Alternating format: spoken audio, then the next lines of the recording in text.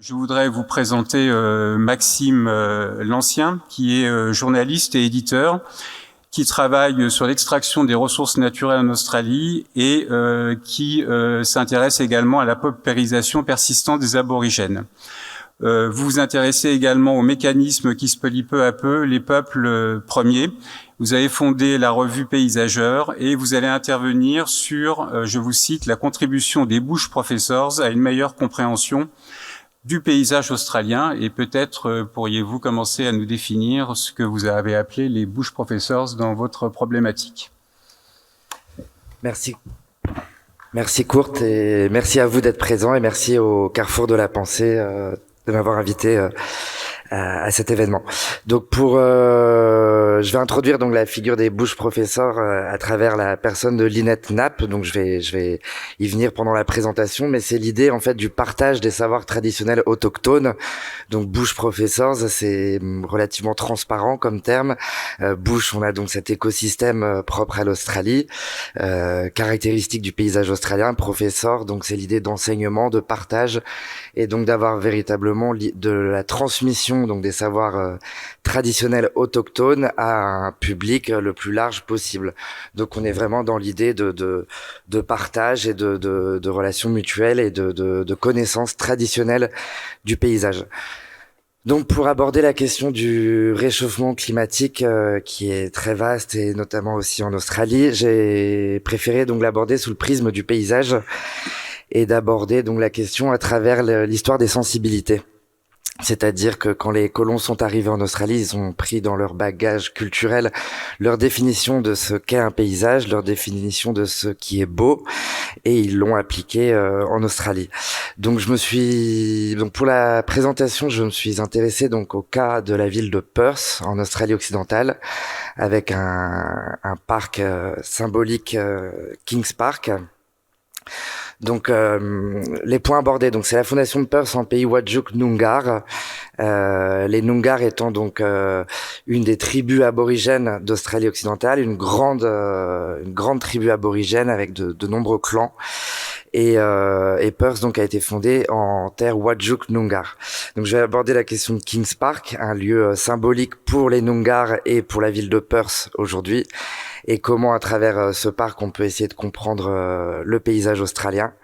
Je vais vous présenter donc Stephen Hopper, qui en a été le directeur, qui est un éminent botaniste, et Lynette Knapp, qui est Noongar Minang du sud de l'Australie occidentale, et qui travaillent tous les deux à justement faire des présentations publiques, des livres, et à transmettre leurs connaissances, Stephen et Lynette, donc de manière exceptionnelle en Australie.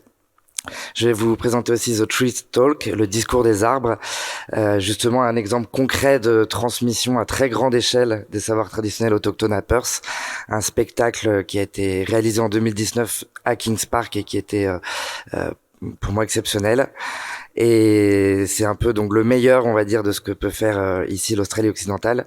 Et puis après, comme il y a aussi du pire, j'ai choisi donc de parler d'un exemple d'écocide pertinent. Pareil, pour moi, c'est la création de la wheat belt, donc la destruction d'un écosystème au service de l'industrie agroalimentaire pour produire de la farine. Et ensuite, le dernier point, c'est l'idée de comme partout, c'est-à-dire d'un nouveau départ, à savoir est-ce qu'on peut espérer un nouveau départ pour l'Australie moderne en manière de gestion des ressources naturelles. Donc la crainte de l'Australie. Donc pour commencer, en fait, les premières mentions en tout cas d'Européens, ici je vais parler de William Dampier, qui longe la côte de l'Australie occidentale au XVIIe. C'est l'enfer, la terre Terra Australis.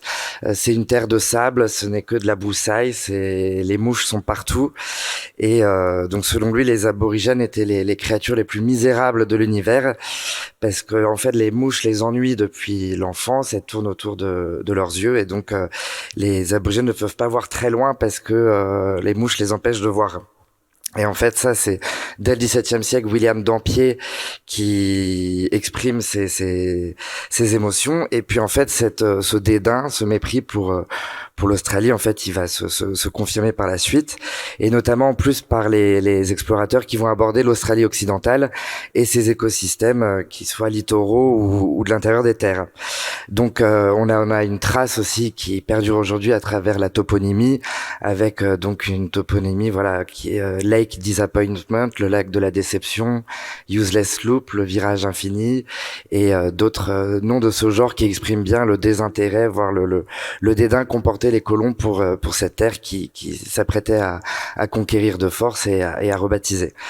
Donc, dès le départ, effectivement, il y a eu une incompréhension, en fait, à l'origine, de toute façon, de la fondation de l'Australie.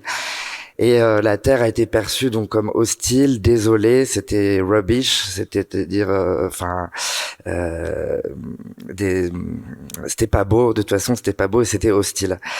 Et au XXe siècle, j'ai pris cette citation parce que je la trouve intéressante. C'est l'écrivain D.H. Lawrence, britannique, qui a séjourné en Australie pendant les 2 guerres mondiales et notamment à Perth.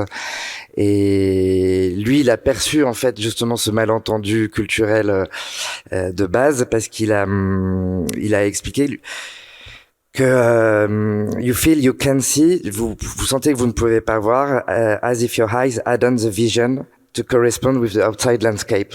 Donc il exprime en fait le fait que les yeux européens ne correspondaient pas, ne matchaient pas avec le paysage australien. Et en fait il exprime bien en fait ce mismatch, on peut dire, entre nos yeux d'Européens et le paysage australien, et ce qui a amené en fait à sa maltraitance sur plus de 200 ans en fait.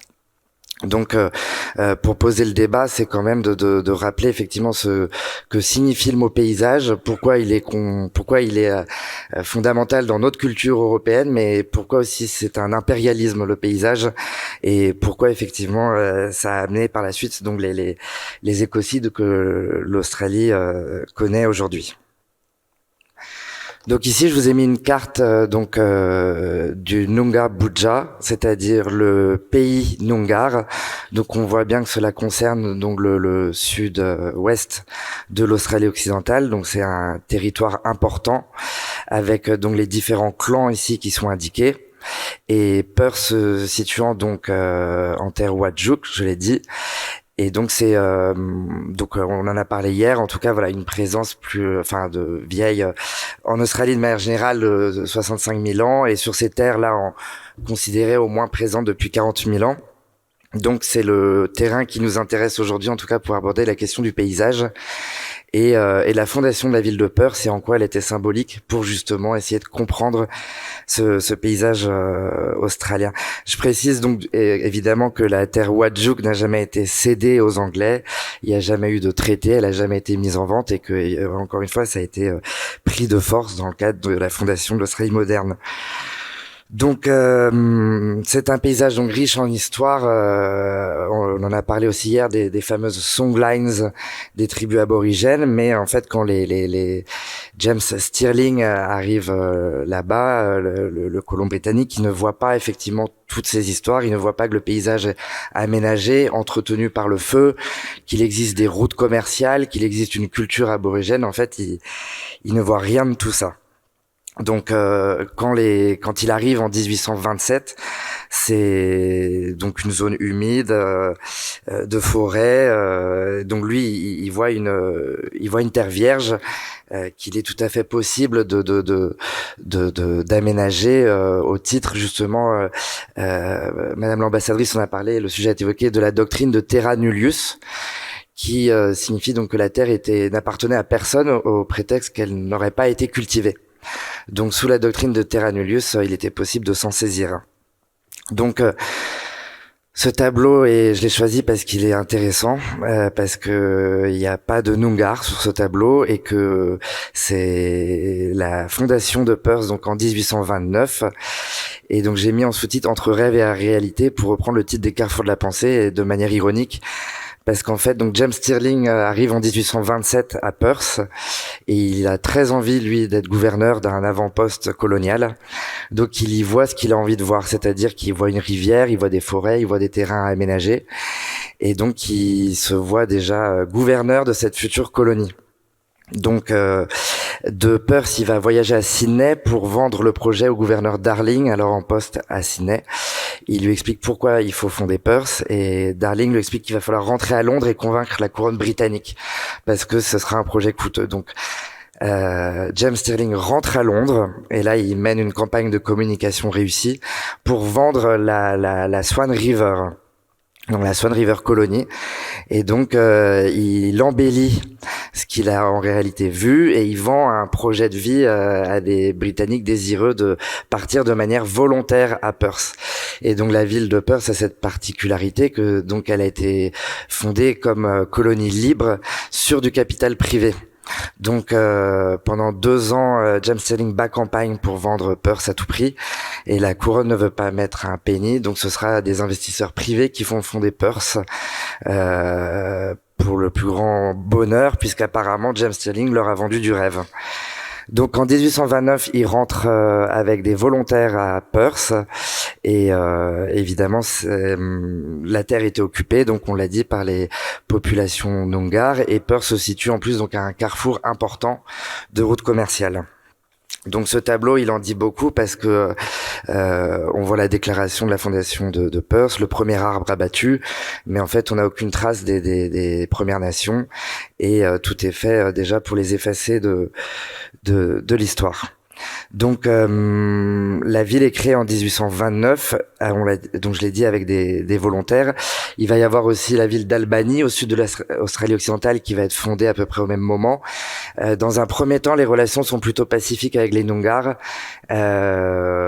Parce que c'est plutôt pacifique. Donc à Albany, il y a un guerrier dont on a gardé le nom qui s'appelle Mokare, guerrier Minang, qui va servir de guide et d'interprète pour les premiers colons et qui va se montrer dans une réciprocité, en tout cas une relation pacifique avec les colons. Donc Mokare est resté dans l'histoire. Il y en a d'autres chez les Noongar, mais comme quelqu'un ayant pu servir de guide justement pour les colons qui arrivaient pour comprendre comment chasser, comment vivre dans ce pays. Mais et donc le magistrat d'Albany par exemple avait souhaité se faire enterrer à côté de son ami Mokare. Donc les premières années à Albany ou à Perth sont plutôt relativement pacifiques. Ça va se corser en fait quelques années après, puisqu'évidemment les tensions vont subvenir et vont arriver, et les conflits armés et la dépossession que l'on connaît. Donc 30 ans après, en 1850, la ville a grandi et là on va avoir fait appel aux bagnards pour construire des infrastructures, des routes, et donc là ils vont arriver et construire le port de Fremantle au sud de Perth. Donc pendant 30 ans, il faut bien comprendre que c'était des investisseurs et des gens qui ont cru au bonheur que leur vendait Stirling, et puis dans les années 50, donc la ville gagne en importance avec l'arrivée de ces bagnards, donc elle gagne en population, et sur ces 30 années, effectivement les Noongar ont compris que ce qui se passait, c'était effectivement l'expulsion de leurs terres traditionnelles. Donc ce tableau, pareil, il en dit beaucoup. C'est la view from Mount Eliza. Donc c'est ce que voit Frédéric Garling. C'est aussi ce que voient les Européens quand ils sont chez eux en Europe. Un paysage vu d'aplomb, un paysage qui domine, un paysage qui ne voit pas ce que les populations Noongar ici au premier plan voient. Donc on a effectivement quelque chose de pittoresque avec la rivière Swan, les forêts, les arbres, l'horizon, c'est plutôt idyllique. Donc le Mount Eliza, c'est le point culminant de la ville de Perth. C'est là où on trouve donc aujourd'hui Kings Park, je vais y venir.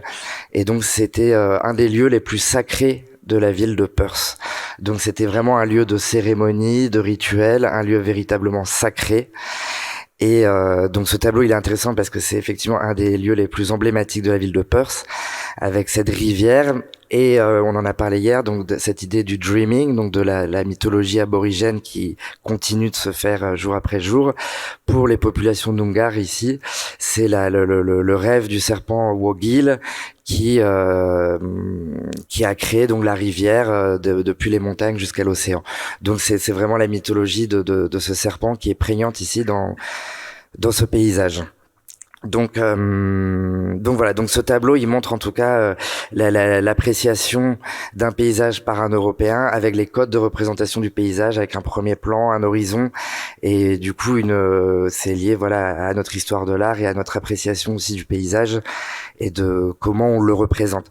Et il est intéressant aussi puisqu'on est en 1827, donc au tout début de la colonie, avec donc la rivière qui est constitutive de l'identité de Perth, donc depuis des milliers d'années. Et on en a parlé des poissons morts, Kurt l'a introduit. Il faut savoir, j'ai noté le chiffre, mais que chaque année, oui, c'est presque de 251 tonnes de pesticides qui sont rejetés dans la Swan River. Donc j'aurais pu parler aussi de cet écocide-là. Mais donc c'est une région où il y a beaucoup de fermes autour de Perth. C'est un électorat important et donc en général les politiques publiques de Perth n'ont pas fait grand-chose pour protéger la rivière. Donc il y a eu énormément de dauphins qui sont morts. Il y a la présence d'algues toxiques. Faute de disparition des poissons, on a relâché des poissons pour satisfaire aussi les pêcheurs de plaisance. Donc on a là aussi un exemple d'écocide en beauté. Donc là on a la rivière telle qu'elle était il y a 200 ans, sachant qu'aujourd'hui elle a été empoisonnée et continue de l'être. Donc Kings Park, donc en anglais évidemment, mais j'ai mis les mots en noongar de ce lieu. Donc on l'a dit sur le Mount Eliza, donc pas loin du Central Business District. Donc on est vraiment, on le voit, on voit les gratte-ciel depuis Kings Park. C'est 400 hectares, donc c'est immense.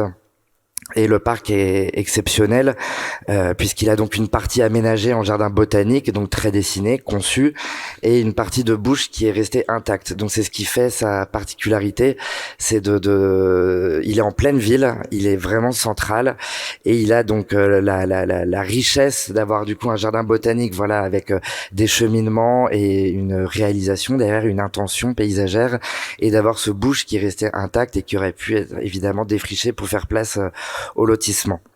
Donc c'est c'est l'attraction touristique à Perth, mais je le dis sans arrière-pensée, au sens où c'est 6 millions de visiteurs par an, et à juste titre, puisque donc effectivement c'est le parc met en valeur en fait la richesse floristique de l'Australie occidentale, puisque pour en revenir à ce que je disais tout à l'heure, les Anglais n'y ont vu que du sable et de la broussaille en Australie occidentale. Or c'est une des régions du globe les plus importantes en termes de diversité floristique. Donc pour vous faire une idée, en tout cas, l'Australie occidentale, c'est 25 000 plantes, et pour la plupart qui sont endémiques. Ceci étant expliqué par l'éloignement géographique de l'Australie occidentale et son ensoleillement.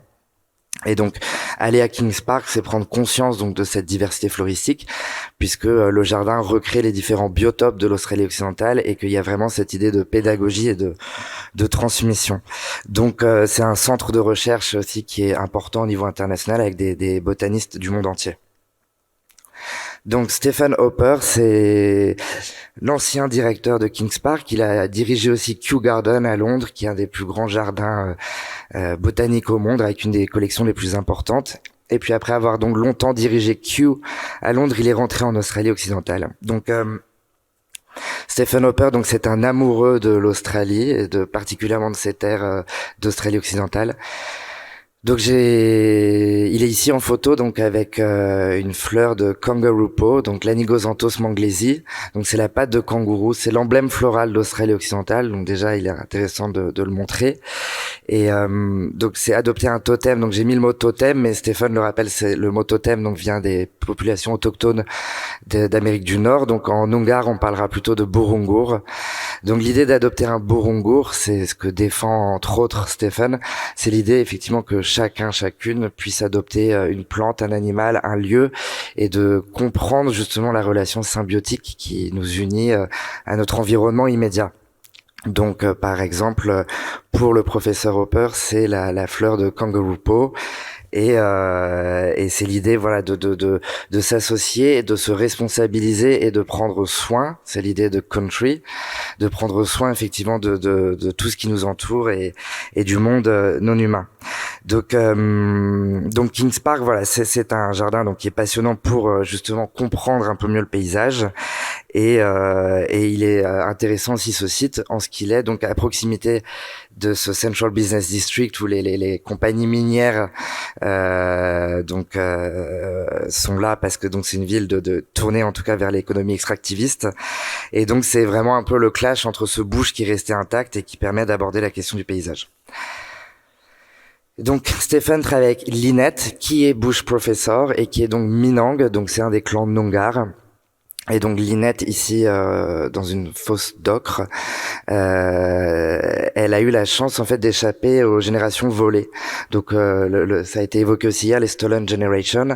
Petite en fait, elle avait une maladie qui en fait du coup plutôt que d'être retirée à ses parents et placée, en raison de sa maladie, elle a pu rester auprès de ses parents. Et ce qui est en fait une sorte de mal pour un bien, puisqu'en fait il n'y a pas eu de cassure culturelle entre ses parents et Lynette, et donc le savoir traditionnel des parents de Lynette a été préservé et transmis directement à Lynette.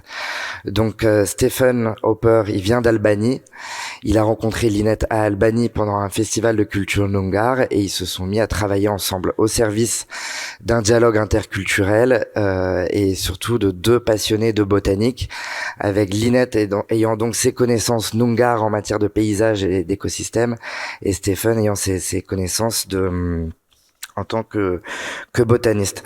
Donc l'idée de Bush Professor, donc Lynette donc travaille à l'université d'Australie occidentale, elle donne des présentations, c'est je le disais, c'est d'être dans la transmission, dans la publication et vraiment dans le partage des idées. Donc on est vraiment dans cette idée donc de Bush Professor et de dialogue. Et donc en ce moment, Lynette et Stephen mènent un programme scientifique jusqu'en 2024 qui s'appelle le South Coast Natural Resource Management Walking. Donc ça se passe en marchant énormément à travers le paysage. Il y a des écoutes qui sont faites, des enregistrements, il y a des recueils d'histoires. Donc c'est un travail de collectage qui est énorme et en vue donc de parution, de présentation et d'enrichir les connaissances en fait sur le paysage si particulier de l'Australie occidentale. Et donc Lynette l'explique bien, c'est l'idée de partager donc tous les aspects de sa culture tant qu'elle s'en souvient encore avant que ce savoir disparaisse à jamais. Ici donc c'est une photo de Kings Park en 2019 pendant le Perth Festival, et donc c'était la nuit d'ouverture de ce spectacle extraordinaire qui s'appelait Burna Wangini. Donc c'est du Noongar, ça veut dire le discours des arbres. Donc là il y a eu un travail énorme avec des botanistes, des scientifiques, des aînés aborigènes, donc un travail de coopération long de plusieurs mois pour concevoir donc un spectacle de son et lumière, on pourrait dire, concevoir la projection de films sur ces immenses eucalyptus et concevoir aussi une composition musicale. Donc là, c'était vraiment un dialogue interculturel qui se concrétisait à travers ce spectacle. Il y a eu des dizaines de milliers de spectateurs. C'était vraiment émouvant. Et puis surtout, l'idée, c'était de montrer aux habitants de Perth ce qu'est la culture Noongar et de la réhabiliter et de montrer à quel point on pouvait en être fier et mieux la comprendre. Donc en tout cas là-bas il y a 6 saisons tout au long de l'année avec donc le Dreaming Noongar. Donc en tout cas ce spectacle, le discours des arbres, c'était à la fois introduire le public à la culture Noongar pour les non-connaisseurs, et c'était aussi parler de la 6e extinction en cours, et donc avec des thématiques plus contemporaines comme l'anthropocène, et d'aborder donc clairement ces questions dans le contexte australien. Donc c'était un spectacle pour tout le monde, pour toutes les générations, mais qui restait quand même éminemment politique, pour rappeler à quel point il est important de préserver les savoirs traditionnels autochtones, pourquoi ils nous sont utiles aujourd'hui pour préserver les écosystèmes, et surtout le spectacle faisait quand même un bilan de ce que l'Australie est en train de perdre en matière d'oiseaux, de mammifères et j'en passe.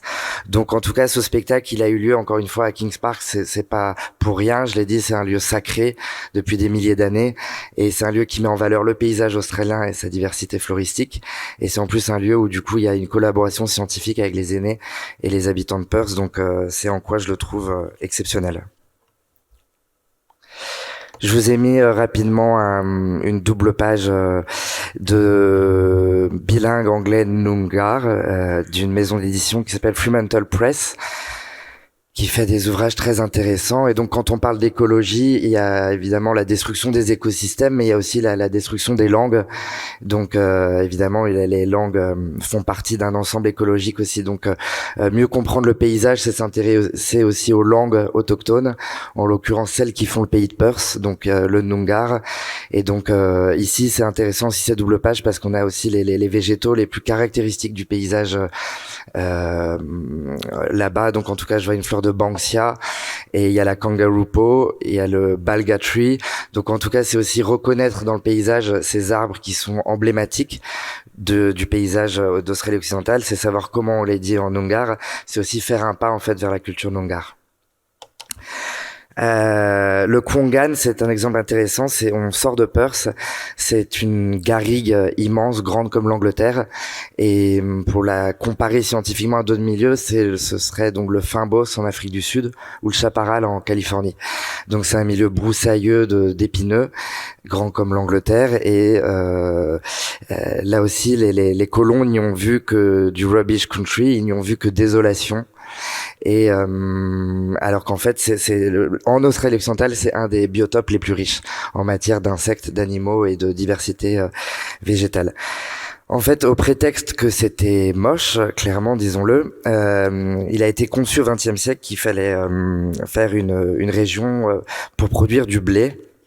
Et que c'était pratique puisque personne n'habitait le Kwongan, que c'était que des arbustes broussailleux, donc on pouvait un peu en faire ce qu'on voulait. C'est pourquoi donc le directeur de l'agriculture d'Australie occidentale, Monsieur George Stoughton, avait déclaré, je le cite, la guerre contre la wilderness, et qui reconnaissait qu'il y allait y avoir des victimes qu'on allait bien sûr regretter, mais c'était au nom d'une réalisation politique incomparable dans l'histoire de l'Australie occidentale. Et donc grâce à cette politique ultra agressif de guerre contre la nature, l'Australie occidentale a pu produire une variété de farine avec un nom là tout autant exceptionnel, la WA White, qui était la farine la plus blanche d'Australie, paraît-il. Et dans un état dont on connaît l'histoire de la politique raciale, la farine la plus blanche, c'est quand même quelque chose. Donc il y a eu des tonnes et des tonnes de phosphates qui ont servi à détruire cet écosystème. On a mis des fermiers, donc on a fait tout ce qu'il faut pour réaliser un écocide en bonne et due forme. Donc au final, ça a entraîné des problèmes de salinisation des sols. Il y a eu au final beaucoup de mécanisation. Les emplois qui ont été promis n'ont pas eu, ça n'a pas été tant que ça la fête des emplois. Et puis aujourd'hui, c'est aussi une région, la Wheatbelt, qui est connue pour son taux de suicide. C'est quand même plutôt la désolation. Et ça me permet aussi de penser, parce qu'on a parlé du terme de settlers, et pour faire un rapide parallèle avec les États-Unis, ce qui est intéressant quand on parle aussi du paysage australien, pour prendre l'exemple américain, il y a eu la conquête de l'Ouest qui a été une réussite, on le sait, puisque tout le monde a été massacré. Et donc depuis New York jusqu'en Californie, il y a eu la conquête de l'Ouest, et le rouleau compresseur de la civilisation est passé. Et en fait, en Australie, ils se sont cassés les dents sur le continent australien, et l'idée de settlers at the edge, c'est qu'effectivement, on le sait, c'est une nation ultra urbanisée qui vit sur ses franges, l'Australie. Et en fait, pour exprimer encore une fois cette incompréhension, ce mystère du pays australien, les explorateurs, G.W. Gregory, par exemple, parlent du cœur mort de l'Australie quand ils l'explorent. Et en fait, c'est vide. Et en fait, c'est ça, la cruelle ironie, c'est de considérer à quel point l'Australie était un pays vide, et de dire que son cœur était mort, c'est vous dire la violence symbolique et l'impossibilité du dialogue, en tout cas entre considérer que c'était parce que c'était du désert, c'était mort. Petit aparté aussi, ça montre aussi les tropismes culturels liés à l'idée de beauté, où en Europe un paysage est beau parce qu'il est luxuriant, ou en tout cas qu'il est vert et vallonné, et que là du coup c'était donc soit des milieux méditerranéens ou arides, et qu'en tout cas dès que c'est aride, ça signifie que c'est mort. Or effectivement, c'est parce que c'est aride que les plantes développent d'extraordinaires capacités d'adaptation. Donc Settlers at the Edge, c'est aussi, ça montre la particularité de la conquête australienne, avec donc en fait des franges urbanisées mais peu de population au centre, et du coup un mystère qui a persisté longtemps sur le cœur du continent, avec aussi un autre terme qui s'appelle The Fierce Country, le pays féroce. Là aussi, il y a une production littéraire importante là-dessus. C'était l'idée du coup d'un pays qui n'était pas méchant mais qui était sans pitié. Et donc il y a eu toute une mythologie aussi autour de ce pays, avec des disparitions inquiétantes, des meurtres, une part de mystère. De toute façon, s'enfoncer dans le pays, c'était prendre des risques. Et là aussi, autre point intéressant par rapport à l'optimisme de la conquête américaine, il y a quand même des travaux qui montrent donc encore une fois la crainte de l'Australie pour les colons, et la peur qu'ils ont ressenti pour ce pays effectivement lointain et mystérieux et sans pitié. Là, c'est une photo rapide de la Wheat Belt, donc pour vous montrer. Donc en tout cas, ça a été fait donc sur le Aukwongan en Australie occidentale, et pour produire, donc je l'ai dit, cette farine donc politique d'Australie occidentale. Je termine juste avec cette image intéressante. Donc en janvier 1988, donc pour le bicentenaire de l'arrivée de la première flotte à Sydney, donc le militant Burnham s'est rendu en Angleterre, à Douvres. Il y a planté un drapeau aborigène. Et en fait, il a pris possession de l'Angleterre au nom du peuple aborigène. C'est un renversement symbolique que personnellement je trouve très fort. Et il a fait un discours qui l'est tout autant. Et donc, dans cette idée de bush professor et de transmission des savoirs traditionnels autochtones, il est venu en paix apprendre les bonnes manières aux Anglais. Donc, je vous dis rapidement juste son discours. En tout cas, il explique que moi, Burnham, noble de l'antique Australie, je prends possession de l'Angleterre au nom du peuple aborigène. Pour les plus intelligents d'entre vous, nous vous apporterons la langue complexe des Pitjantjatjara. Nous vous apprendrons comment nouer une relation spirituelle avec la terre et comment trouver de la nourriture dans le bush. Sur la base de notre culture vieille de 50 000 ans, nous reconnaissons la nécessité de préserver la race blanche, qui a un intérêt historique, et peut-être aurons-nous envie de nous livrer des expériences en mesurant la taille de vos crânes. Nous promettons de ne pas stériliser vos femmes et de ne pas enlever vos enfants à leur famille, et surtout nous promettons de ne pas faire de l'Angleterre une carrière pour exporter ensuite des minerais précieux en Australie. Donc c'est intéressant parce qu'il évoque donc les générations volées, et surtout quand on parle de réchauffement climatique et du paysage, tout est dit, hein, c'est faire de l'Australie une vaste carrière. Le résultat est là aujourd'hui. Et intéressant également la question de la taille des crânes par rapport donc au Noongar dont je vous parle depuis tout à l'heure. Il faut savoir, donc je l'ai dit, que évidemment la création de Perth n'a pas été sans heurts. Et un résistant Noongar célèbre, Yagan, on trouve sa statue aujourd'hui à Perth, qui lui rend hommage. Donc Yagan s'est battu contre les colons. Il a été tué, et en fait donc sa tête, comme d'autres corps, Madame l'ambassadrice en a parlé aujourd'hui, en tout cas de la question de la restitution des membres humains disséminés dans le monde. La tête de Yagan a été envoyée au musée de Liverpool pour près de 170 ans, pour confirmer les théories raciales. Donc il y a eu effectivement un lobbying intense des communautés Noongar en Australie occidentale pour rapatrier le crâne de Yagan. Ça a été le cas finalement en 2010. Donc il y a eu près de 180 ans en fait, et vous imaginez effectivement la puissance de ce retour symbolique. Donc d'où la mention que fait Burnham de cette question donc de la taille du crâne et du vol que ça représente. Je terminerai juste avec 3 questions ouvertes, à savoir si le gouvernement actuel au XXIe siècle continue de considérer l'Australie avec le même logiciel culturel que les colons avaient il y a 200 ans, à savoir une carrière un peu infinie. On continue de creuser, mais jusque quand? Et si les leçons ne sont pas tirées justement, comment réussir à résorber le gap entre ce que nous pensons voir et ce que nous savons, et donc justement faire la différence entre du coup comprendre ce qu'est un paysage, les relations qui s'y tissent et qu'est-ce que ça veut dire, d'où cette idée de country qui est propre à l'Australie, et intéressant de souligner que c'est pas l'idée de territoire, contrairement au territoire du Nord où on a là encore la traduction d'une prise de possession. Ça s'appellera territoire, tiens allons-y, du Nord parce que c'est au Nord, donc avec une pauvreté de la toponymie qui dit tout.